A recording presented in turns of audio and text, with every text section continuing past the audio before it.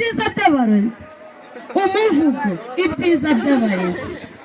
Nereye inganzo nshize amanga mbivuga mbitsindagira mu ruhame rw'abantu rungana rutya, uwaducumbikiye nk'inkingi y'uburezi, wowe watureze kuva tukivuka maze tukagana ishuri. Nyabusuru umubyeyi kuko ufatanya n'ababyeyi bacu kuturera neza. Ubwo mama akimara kumbyara nuko mwarimu umwunganizi atakira iki kibondo. Nuko kuko uburere ndabuhabwa, amashuri menshi ndayahabwa, indimi nyinshi ndazivuga cyane kurusha abanyamahanga. Mwadukijije umwaga mudukiza umwanda, aho isuku iwacu itambatamba umuntu umushyitsi akigera mu bikingi by'amarembo. Ndongeye nibutse mpanike nsubira ibwonko buvuga ukuri maze ukuri kuganze, nunge mu ry'abahanga mubyeyi aho ufasha umwarimu kuko aho utari mwarimu aba ahari.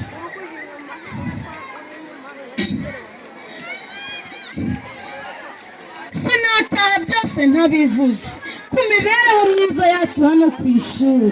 Ababyeyi ntabwo bakikanga, ntabwo bakitekereza bwaki n'ubukene, kuko aho mwarimu ari byose arabikemura.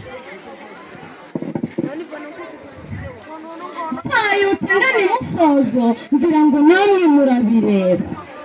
Uwavuga ibyiza by'uburezi bwakira bugacya, nubwo nasiga sinabasiga, sindi inkono kuko ndi inkuneka, kandi muri beza, muri abarezi bazira uburyarya.